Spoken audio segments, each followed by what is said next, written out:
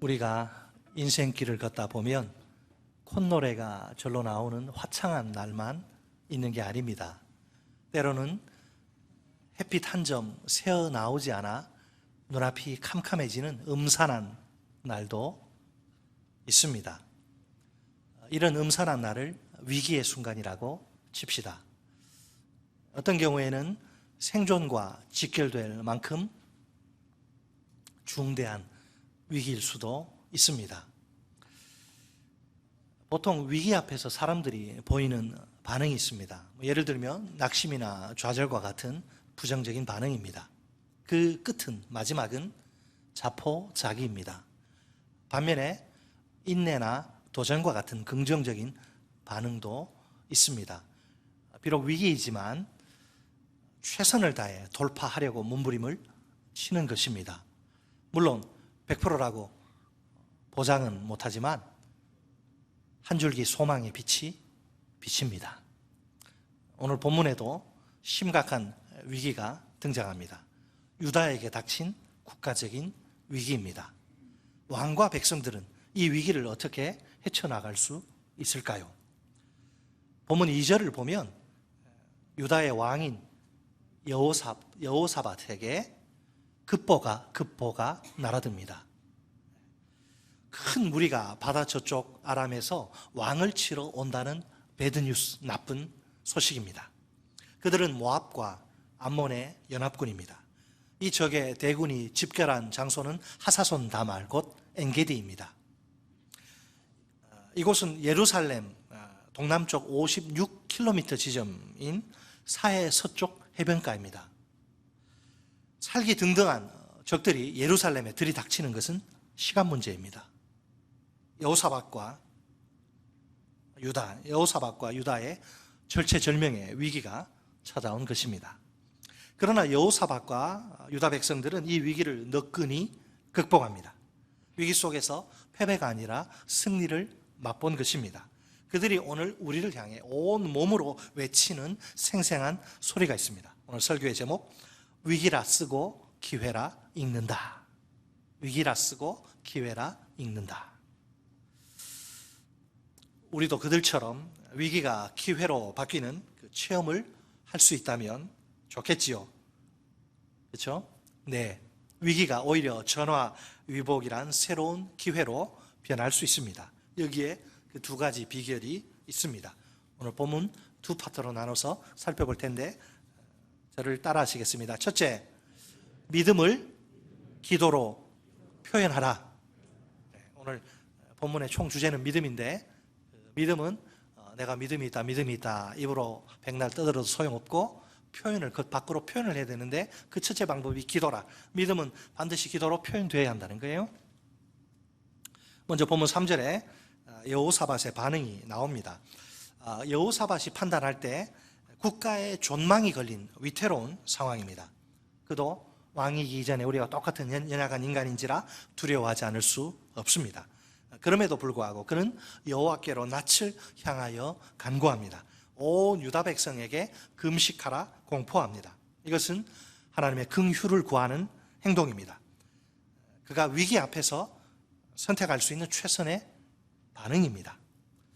다음은 유다 백성들의 반응입니다. 본문 4절에 따르면 그들도 순종하여 여호와를 찾습니다.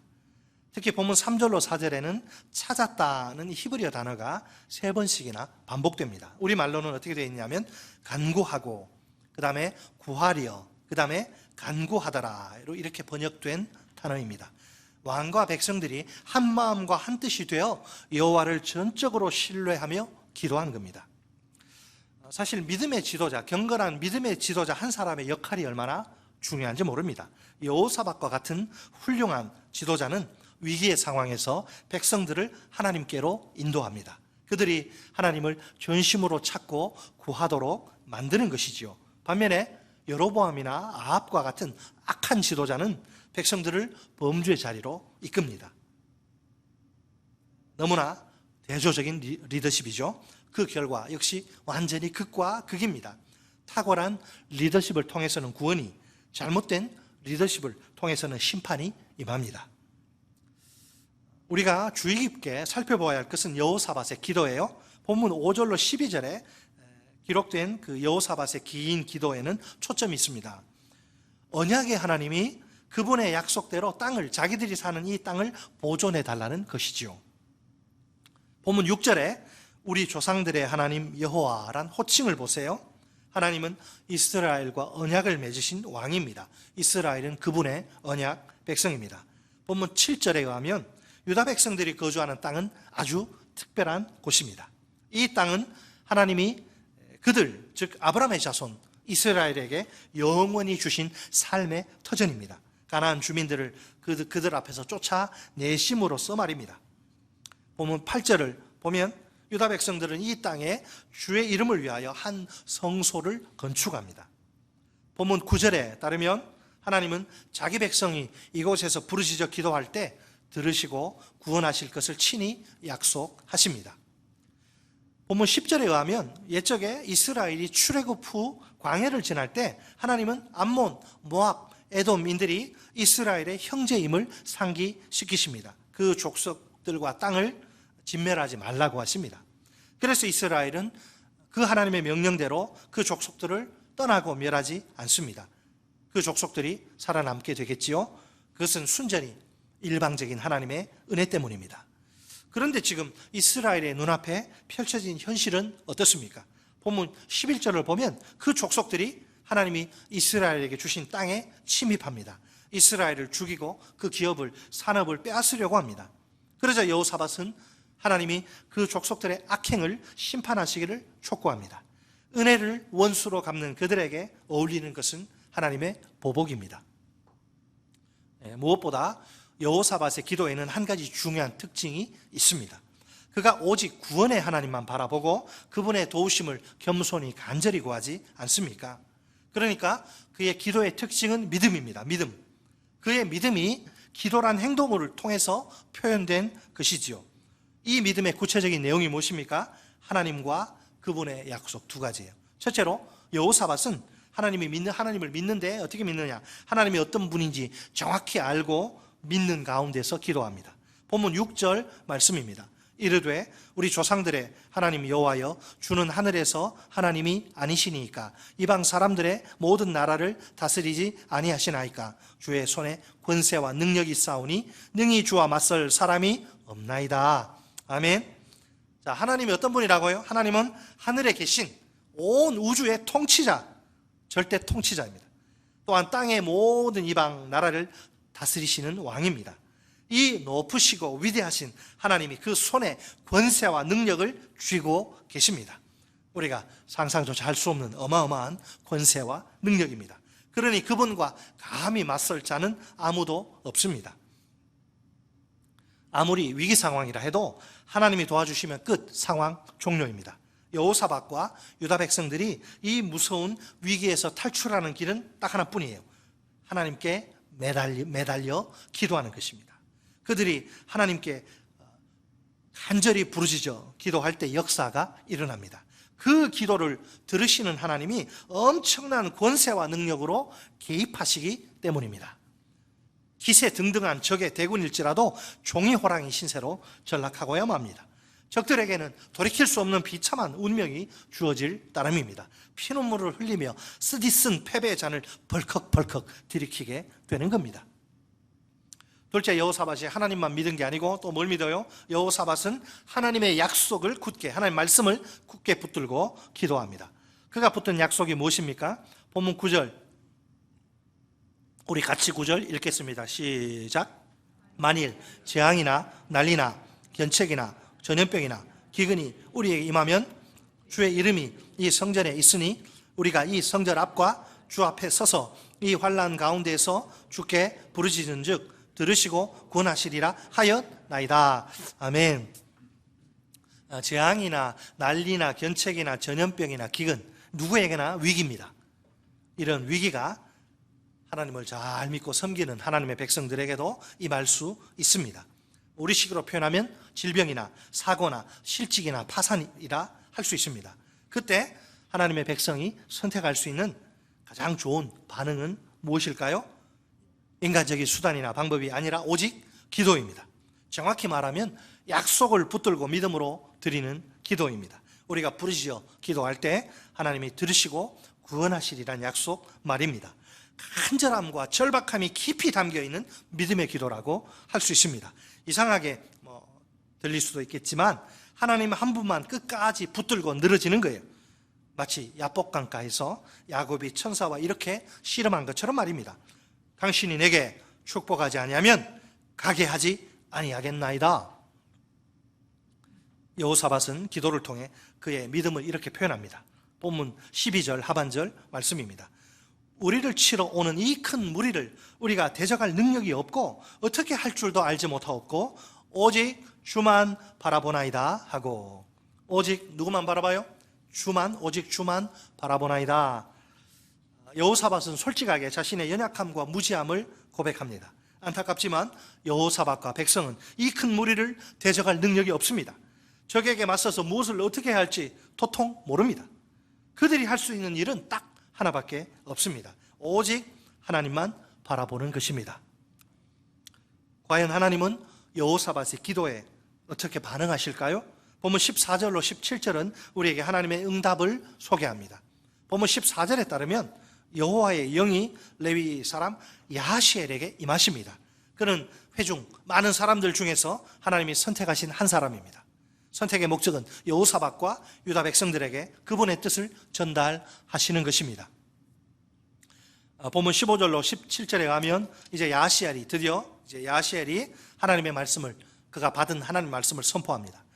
이 큰 무리를 대적할 능력이 없고 어떻게 할 줄도 모른다고 한 여호사밧이지요. 하지만 하나님은 이 큰 무리로 말미암아 두려워하거나 놀라지 말라고 권면하십니다. 그것도 2번 반복하십니다. 또 이 전쟁은 너희에게 속한 것이 아니요 하나님께 속한 것이라고 말씀하십니다. 여기에 하나님의 구원이 암시되어 있습니다. 하나님은 도대체 우리가 능력도 없고 뭘 어떻게 할지 알지 못합니다. 모르겠습니다. 그러니 하나님은 그들에게 구체적인 행동 지침을 하달하십니다.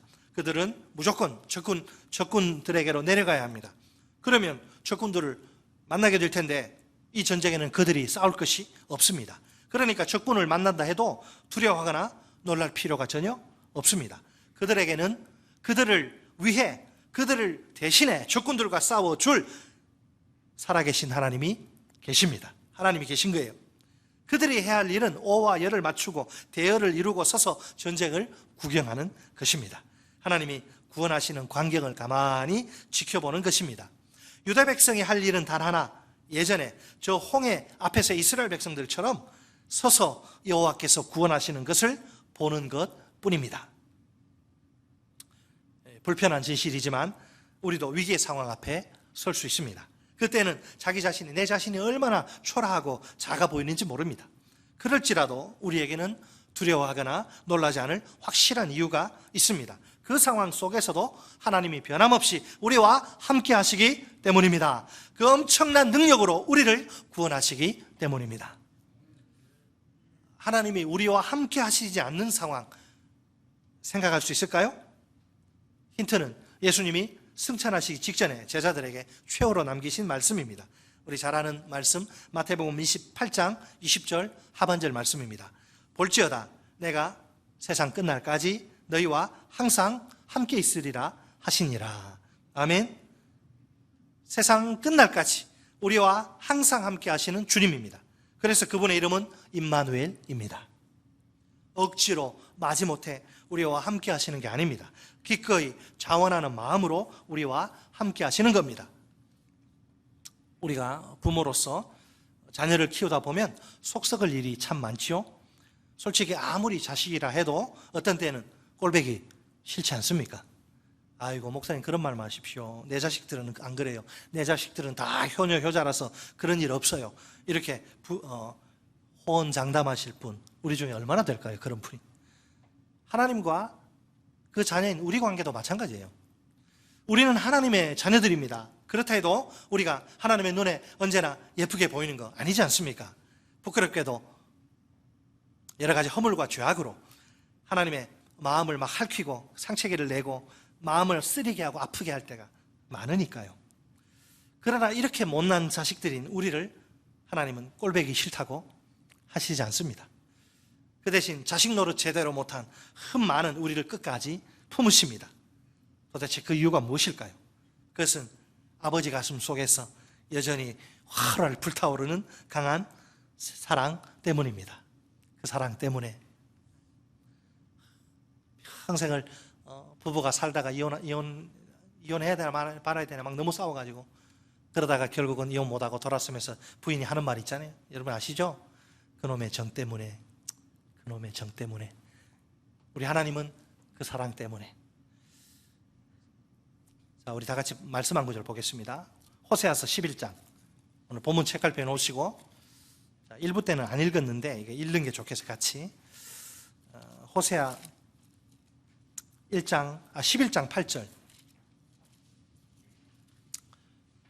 1267쪽.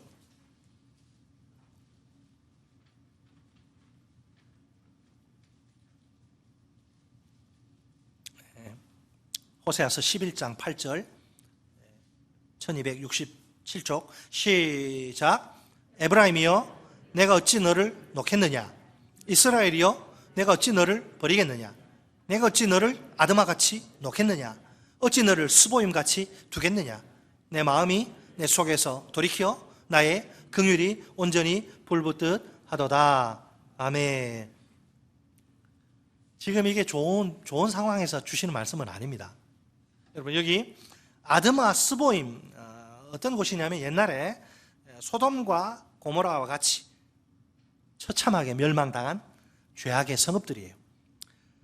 왜 이 아드마와 스보임 이야기를 하시느냐면 현재 이스라엘의 죄는 멸망당한 그 성읍들의 죄와 견줄 때 다를 게 전혀 없다는 거예요. 똑같다는 거예요. 따라서 그러면 논리적으로 이스라엘은 그들처럼 멸망당해야 마땅합니다. 그러나 하나님은 이스라엘을 그렇게 멸하실 수 없습니다. 에브라임이여 내가 어찌 너를 놓겠느냐, 이스라엘이여 내가 어찌 너를 버리겠느냐. 여기 어찌란 히브리어 단어가 중요한데요, 이 어찌란 히브리어 단어가 의문사로 사용된 문장입니다. 이때 주어가 여기에서처럼 1인칭이면 이거는 불가능한 일을, 절대로 벌어질 수 없는 일을 전제로 합니다. 아니 전능하신 하나님이 못하실 일이 어디에 있단 말입니까? 근데 못하신대요. 뭐를? 아무리 죄가 많아도 에브라임은, 이스라엘은 하나님이 사랑하시는 자녀입니다. 그래서 하나님은 결코 그들을 놓으실 수가 없습니다. 절대로 그들을 버리실 수도 없습니다. 뭔 말이냐면 하나님의 손으로 꽉 붙들고 계시기에 그 어느 누구에게도, 원수에게도, 그 어느 누구에게도 넘겨주실 수 없다는 뜻이에요. 오늘도 내일도 앞으로도 계속 쭉 붙들고 그렇게 버리실 수 없다는 의미입니다. 아주 강한 표현이에요 이게. 도저히 놓으실 수 없는 사랑, 차마 포기하실 수 없는 사랑, 죽음보다 강한 사랑이에요 이게. 이런 하나님의 마음은 긍휼, 즉 불쌍히 여기심입니다. 내 마음이 내 속에서 돌이켜 나의 긍휼이 온전히 불붙듯 하도다. 내가 너희들만 바라보면 내 마음이 내 속에서 돌이켜서 너희들 심판받고 진노가 너희들에게 합당한데, 내 마음이 너희들 보면 내 속에서 돌이켜서 나의 불쌍히 여김이 온전히 불붙듯 하는구나. 어찌 내가 너희를 멸하리, 어찌 내가 너희를 버리리, 어찌 너희 붙든 손을 놓으리. 내가 결국 하나님의 불붙는 긍휼이 승리하고야 맙니다. 그 꺼지지 않는 긍휼이 하나님의 무겁고 무서운 진노를 꿀꺽 삼켜버려요. 에브라임이, 이스라엘이 진멸의 위기에서 해방된 것이지요. 이것이 단지 구약시대 이스라엘 백성들에게만 해당되는 이야기일까요? 그렇지 않다는 것을 우리는 잘 압니다. 하나님의 새 언약 백성인 우리 모두에게 똑같이 적용되는 진리입니다. 우리 역시 이스라엘처럼 하나님이 너무너무 사랑하시는 자녀입니다. 하나님의 사랑을 받는 자녀라. 누가 뭐라 해도, 우리는 누가 뭐라 해도 하나님의 사랑을 받는 자녀라. 참으로 특별한 우리의 신분입니다. 미우나 고우나, 잘났거나 못났거나, 효도를 하거나 불효를 하거나 상관없어요. 우리 신분에는 아무런 변화가 없습니다. 모든 상황 속에서 우리는 여전히 하나님의 자녀입니다. 따라서 절대로 끊어지거나 중단될 수 없는 사랑이 폭포수처럼 오늘도 우리에게 쏟아집니다. 우리가 위기의 상황에 처하면 무엇을 어떻게 해야 할지 몰라 막막합니다. 두려운 마음에 눈앞이 캄캄해지고 등에 식은땀이 막 나지요. 중요한 사실은 그 순간에도 하나님이 우리와 함께 하신다는 것입니다. 위기라. 여러분 어떤 위기를 겪으셨나요? 그 어느 때보다, 위기는 뭐냐? 그 어느 때보다도 하나님의 도우심이 절대적으로 필요한 그런 순간 아닙니까? 안 도와주시면 나는 죽습니다. 안 도와주시면 나는 망합니다. 안 도와주시면 나는 끝납니다. 이게 위기예요. 우리를 나 몰라라. 너 죽든 말든 나 할 바 아니다. 네가 저질렀잖아. 우리를 나 몰라라 외면하시는 하나님이 아니라니까요. 하나님은 그렇게 매정하기 짝이 없는 아버지가, 그런 아버지가 아닙니다. 불같은 사랑으로 우리를 사랑하시는 아버지기에 그런 식의 대응은 불가능한 거예요. 위기의 순간에도 그 풍성한 긍휼 때문에 하나님은 우리를 끝까지 붙드십니다.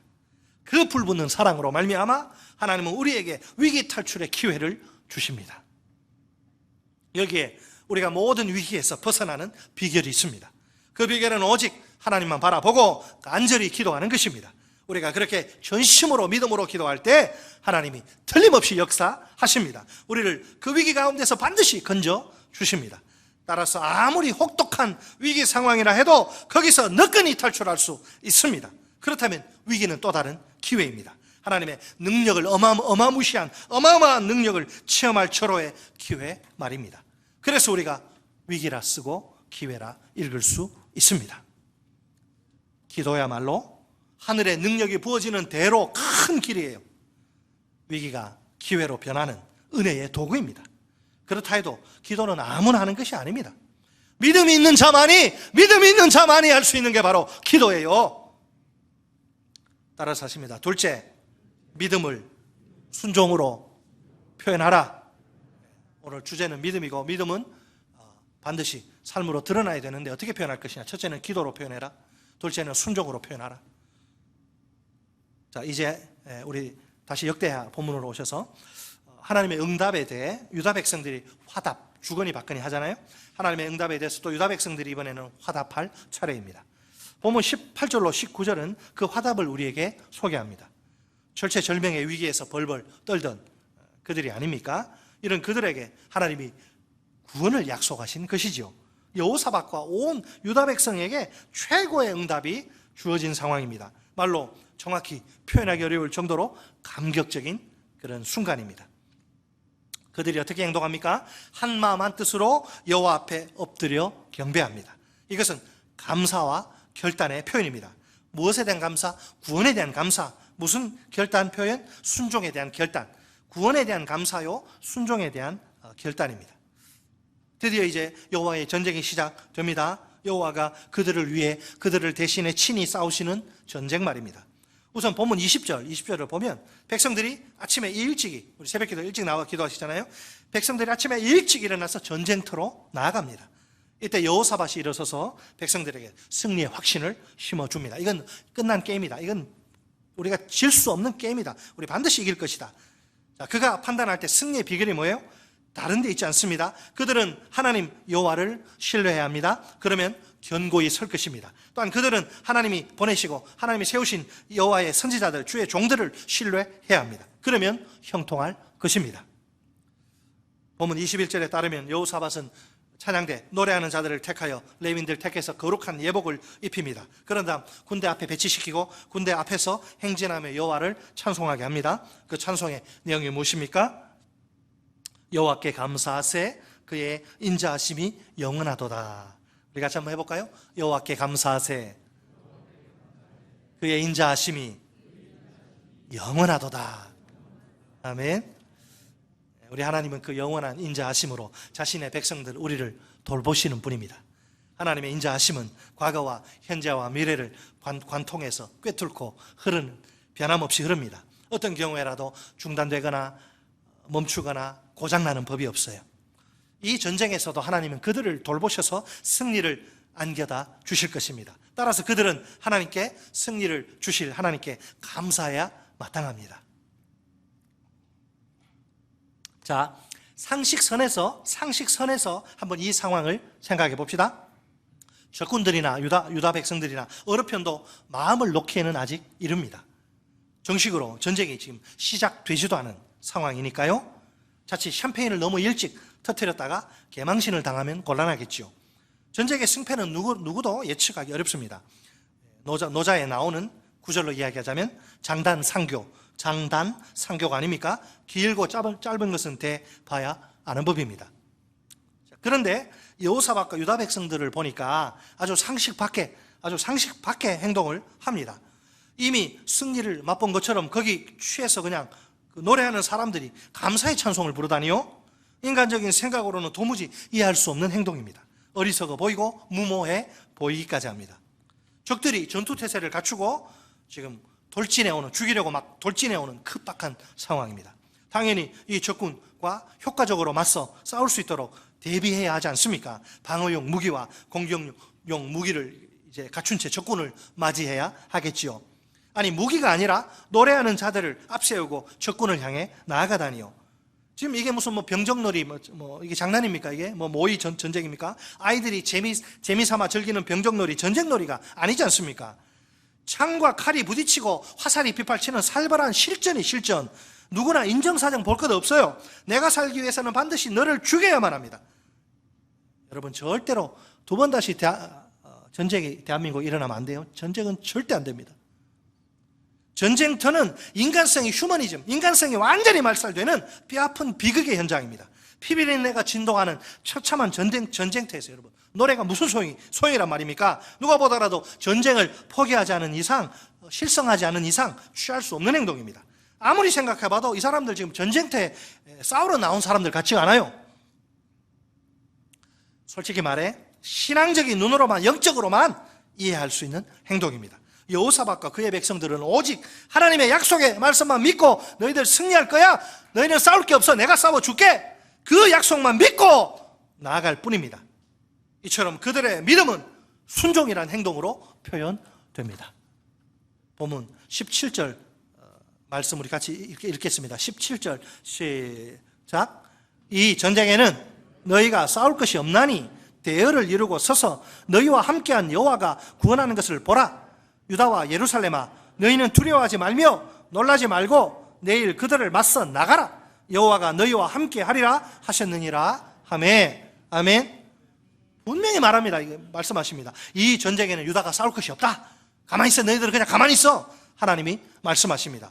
누가 싸워요? 그러면 유다 백성들에게는 전투 준비고 전략이고 뭐고 다 필요 없어요.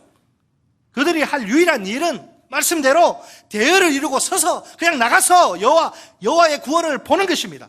여호와께서 함께 하시고 구원하시마 약속하신 전쟁이에요. 그들은 두려워할 필요도 놀랄 필요도 없습니다. 무조건 믿음으로 순종해 나아가기만 하면 뒷일은 하나님이 다 100% 책임지십니다. 과연 이 전쟁이 어떻게 됩니까? 레위인들의 찬송이 이제 시작되자 아주 기묘한 일이, 정말 말문이 막혀서 그냥 뭐라고 할 수 없는 이 엄청난 일이, 기상천외한 일이 벌어져요. 본문 22절 이하에 전쟁이 어떻게 진행되는가, 그 과정이 비교적 자세히 소개됩니다. 여호와의 약속대로 그렇게 전쟁이 진행이 됩니다. 철저히 하나님이 쓰신 각본 시나리오대로 흘러가는 전쟁입니다. 톱니바퀴가 탁탁탁, 아구가 톱니가 이렇게 맞춰져 가지고 돌아가듯이 아주 한 치의 오차도 없어요. 유다를 치러 온 암몬 자손과 모압과 세일산 주민, 이 사람들 바보들 아니잖아요. 다 전략과 어떻게 하면 우리가 이길 수 있다, 나름대로 다 경우의 수 따져가지고 최선을 붙들고 지금 공격하러 나왔는데, 그들의 계획 전략과는 달리 오히려 여호와의 복병이 그들을 먼저 쳐버리네. 그 결과는 그들의 참혹한 패배입니다. 여기서 패하다는 동사는 수동형인데 그 의미는 강타당하다. 누가 강타합니까? 여호와가. 유다 군사들이 아니고 여호와께서 그들을 강타하시니 핵펀치를 그냥 타이슨 50이 넘었는데도 그거 안 맞으려고 도망다니고 권투 안 좋아하시는 분들 죄송한데, 여호와께서 그들을 핵펀치로 강타하시니 그냥 아주 묵사발이 되고 꼼짝없이 패배하고 만 것입니다. 일반적인 전쟁과 한번 비교해 볼까요? 이상해요. 이 전쟁은 아주 이상합니다. 본문 23절에 가면 적군들 사이에 뭐가 일어납니까? 자중질환이 일어난 거예요. 서로가 서로를 향해 칼과 창을 마구 휘둘러 죽이고 죽임을 당하고 그런 거예요. 마치 모두가 집단 최면에 걸려 정신 나간 것 같아요. 미친 것 같아요, 다들. 누가 아군이고 누가 적군인지 피아를 식별하지 못하다니요. 이 적군들은요, 실전 경험도 많고 전투력 뛰어난 정예 대군 아닙니까? 어떻게 갑자기 한순간에 오합지졸로 이렇게 전락할 수 있단 말입니까? 이것도 하나님이 애초에 기획하시고 연출하신 작품입니다. 보면 24절로 25절을 보면 더 아주 엄청난 모습을 볼 수 있습니다. 24절로 25절을 보면 이제 전쟁 끝나면 정리를 해야 되잖아요. 이제 그래서 정리하려고 보니 적군들 보니까 전부 그냥 하나같이 다 땅에 엎드러진 시체뿐입니다. 한 사람도 죽음을 피한 자가 없어요. 적군들이 전멸당하고 만 것입니다. 아무도 살아서 고향으로 돌아가지 못해 처자식을 만나지 못합니다. 세상에 패배도 이런 패배가 없습니다. 어떻게 천병력이 대군이 100% 전사한단 말입니까? 이런 전쟁 보셨어요? 포로로 잡히고 도망가고 부상당하고 이러잖아요, 전쟁이. 어떻게 100% 죽습니까? 뿐만 아니라 지금 승자에게 돌아간 전리품 보세요. 양이 어마어마합니다. 재물과 의복과 보물이 많이 있는데 그걸 탈취하는데 물건이 너무 많아 곤란한 거예요. 이거 어디 가지고 갈 수가 없어요. 한 번에 능히 가져갈 수가 없어요. 그래서 무려 3일이란 시간에 걸려서 그걸 다 가져가요. 뭘 지금 이야기합니까? 굳이 이런 거 적을 이유는 없죠. 왜 적었습니까? 깜짝 놀랄 만한 통쾌한 승리요, 완벽한 승리라는 것입니다. 이 전쟁에서 유다 백성들 한 일 무엇입니까? 하나님의 승리의 약속을 믿고 순종한 것밖에 없습니다. 인간적인 수단이나 방법 다 내려놓고 오직 믿음으로 순종한 겁니다. 순종이야말로 하늘의 능력이 쏟아지는 통로입니다. 위기가 기회로 바뀌는 축복의 수단입니다. 그렇다 해도 기도처럼 순종도 마찬가지. 순종은 아무나 하는 것이 아닙니다. 믿음이 있는 자만이 할 수 있는 게 바로 순종입니다. 유다 백성들은 하나님이 완전 유치원생 같아요. 하나님이 시키신 그대로 이거 왜 이렇게 해야 돼요? 왜 저렇게 해야 되고 내가 보는 요게 좋은 것 같은데 그런 말 하지 않아요. 유다 백성들은 하나님이 시키신 대로 나리 개나리 입에다 다물고요. 어린이 유치원 애들 그 소풍 갈 때 보세요. 딱 교사 뒤에 붙어가지고 그냥 딱 이렇게 시킨 대로 야 왼쪽 틀고 오른쪽 틀어. 안 와, 싫어요. 나는 이게 더 좋은 것 같은데. 그런 어린아이는 없습니다. 유다 백성들 보세요. 하나님이 시키신 그대로 했는데 토달지 않아요. 그냥 가만히 서서 그냥 서라 그랬으니까 쓰고 가만히 서서 전쟁이 어떻게 지금 돌아가나 그걸 지금 구경한 거예요. 적군을 향해서 단 한 번이라도 무슨 창칼을 휘두르거나 화살을 날린 적, 아니 돌멩이 하나 던진 적이 없어요. 그러다 보니 유다 백성들 중에서 손이나 이 옷에 피 한 방울 묻은 자가 없어요. 전사자는 물론이고 부상자조차 단 한 명도 발생하지 않습니다. 저쪽은 100% 싸그리 다 죽어나가고 이쪽은 아무렇지도 않아. 이게 무슨 전쟁터에 갔다 온 사람들 같지 않아. 전사자는 물론이고 부상자조차 단 한 명도 발생하지 않습니다. 이 세상에서 듣도 보도 못한 전쟁, 처음부터 끝까지 여호와께서 홀로 싸우시고 승리하신 전쟁입니다. 인간의 전쟁이 아니라 여호와의 전쟁입니다. 얼마나 위대하신 하나님입니까? 그분의 능력은 또 얼마나 엄청납니까? 상상이나 했겠습니까? 하나님이 승리를 주신다. 궁금했겠죠. 속을 어떻게 우리가 이길 것인가? 하나님이 이런 식으로 그들에게 승리를 주실 줄 어떻게 알았을까요? 하나님이 그 놀라운 능력으로, 여러분 하나님 마찬가지예요. 하나님이 그 놀라운 능력으로 우리 위기 가운데 친히 개입하시는 거 여러분 아십니까? 내가 죽든지 말든지 망하든지 말든지 내버려 두지 않는단 말이에요. 하나님은 그 모압과 암몬의 연합군을 수천 년 전에 전멸시키시고 몰살시키신 그 능력의 하나님이 위기 가운데 허우적대는 우리를 긍휼히 여기시고 위기 가운데 친히 그 하늘 구름을 타시고 우리 삶의 현장의 위기 속으로 들어오시는 줄 여러분 믿으시기 바랍니다. 그러니 아무리 심각한 위기를 할지라도 우리는 넉넉히 승리할 수 있습니다. 그 위대하신 하나님의 능력의 역사 앞에 위기는 더 이상 위기일 수 없어요. 위기의 진정한 모습은 기회입니다. 어느 날 갑자기 위기가 불청객처럼 우리 인생 한복판에 찾아옵니다. 누구에게나 정말 힘들고 어려운 순간입니다. 우리가 피할 수 없다면 올바르게 대처해야 하겠지요. 첫째로 우리의 믿음을 기도로 표현합시다. 위기의 순간에도 그 풍성한 긍휼로 우리를 끝까지 붙드시는 하나님입니다. 그 불붙는 사랑으로 우리에게 위기 탈출의 기회의 대문을 활짝 열어 젖히시는 하나님입니다. 우리가 오직 하나님만 바라보고 간절히 기도하면 됩니다. 그럴 때 하나님이 일을 하십니다. 하나님의 놀라운 능력이 부어집니다. 그 결과는 위기 탈출입니다. 둘째로 우리의 믿음을 순종으로 표현합시다. 엄청난 능력으로 위기에서 탈출하게 하시는 위대하신 하나님입니다. 그 능력으로 위기를 기회로 한순간에 바꿔주시는 하나님입니다. 우리가 오직 하나님의 약속의 말씀만 믿고 나아가면 됩니다. 그럴 때 하나님이 역사하십니다. 하나님의 어마어마한 능력이 쏟아집니다. 그 결과는 위기 탈출입니다. 주께서 다른 무엇보다 우리에게 큰 믿음을 주시기 바랍니다. 우리가 믿음의 기도와 믿음의 순종으로 모든 위기에서 탈출할 수 있길 간절히 바라고 또 바랍니다.